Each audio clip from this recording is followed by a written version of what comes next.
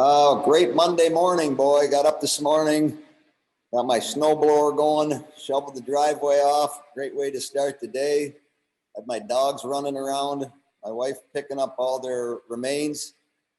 And now we get a chance to practice this afternoon and get ourselves on the bus Thursday to go up to play against Duluth. And I think it's going to be a fun weekend for a lot of different reasons. Obviously, the meanings of the game and the magnitude of each game is important. I think at this time of the year, it's a tool that is really helpful because after this weekend, then we get ourselves ready for playoffs. So it's just a great way to springboard our team into the playoffs. And, it should be a very entertaining, high intensity couple of games up in Duluth. So we're looking forward to the challenge, and hopefully the next 3 days we have some great practices and get ourselves ready.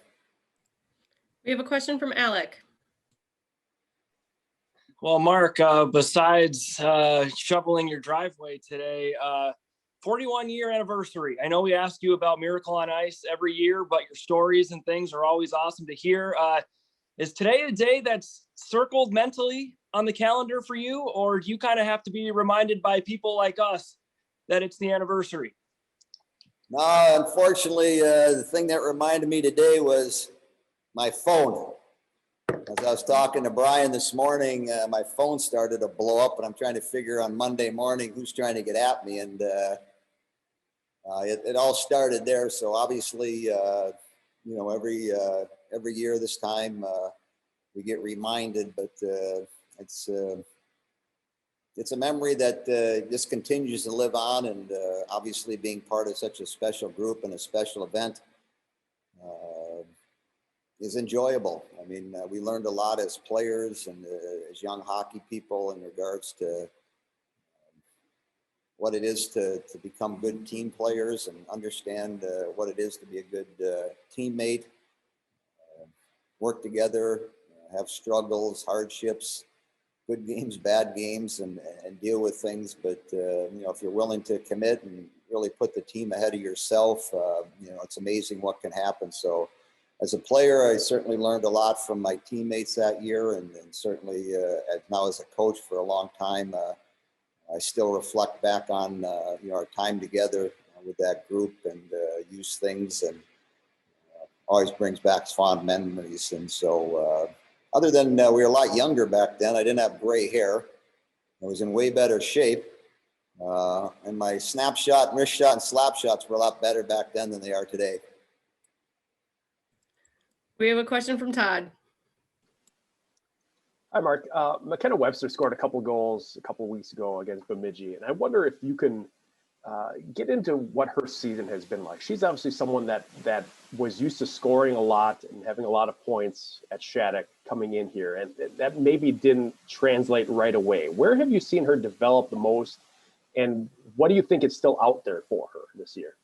Well, I think with not only her, but our other freshmen on this year's team, and you look around the country or look around the WCHA and look at other freshmen that were brought into their respective teams that were highly regarded, that scored a lot of goals last year on their teams. And this year has been challenging for a lot of groups, and certainly the freshman class all over the country and within our league. It's just a different year. To answer your question, normally after 14 games, we would sit down with our players and be in probably the early part of November trying to figure out what the next 14 games might look like and things that those kids have improved on, have gotten better at, and need to continue to work on. And so to answer it, it's about trusting the process. And so for McKenna, for the other freshmen on our team, and certainly the other ones around the country, you have to trust the process. And we're not even halfway through game-wise your freshman year. And so, I'm sure their expectations, all those kids, our freshmen are no different than other freshmen around the country. I'm sure their expectations were really high, coming into their respected universities. And then you had to practice for a long period of time. A lot of our freshmen had COVID. They were out, for 2 or 3 weeks, weren't on the ice for long stretches. Then you got to come back, get yourself back into shape. I'm doing classes a little bit different. So there are a lot of things that are thrown at them. But in the hockey world, I look at, 14 games. We're not even halfway through your freshman year. What have you done? You've played 8 games against, Minnesota and Ohio State. 4 of those games have been on the road. And so, some of the things that we saw last weekend from McKenna and some of the things we're seeing from our other freshmen, they're getting better. And so, our message to them, and when we talked to them as a group, about 10 days ago, was you got to trust the process. You can't wake up in the morning, have a cup of coffee, and all of a sudden become a great hockey player. It takes time. You got to do the right things on a daily basis, and you have to trust the process. And if you're going to do that, you're going to get better. And so, she's getting an understanding of what our league's all about. She's playing better. She's more of a 200-foot player now. She's getting the understanding what it is to play in your own zone. Some of these kids have really never had to play in their defensive zone. They've always been such offensive threats in the competition they're playing against. They've always had the puck. They've always gone down and tried to score goals. Very seldom has the other team had the puck for long stretches, and they've had to figure out how to get pucks back, how to defend, how to work one-on-one. And so it's just a learning process. And, for her and certainly our other freshmen, trust the process and keep doing the things. They practice hard, they're competitive. And so the next step is to give it time. And obviously we'd all like to have 15 or 20 more games, but we don't have it. So now it comes down to these meaningful games up in Duluth this weekend, and we'll see how they react and, take it from there and then get them ready for, our playoff series up in Minneapolis. Additional questions for Coach Johnson?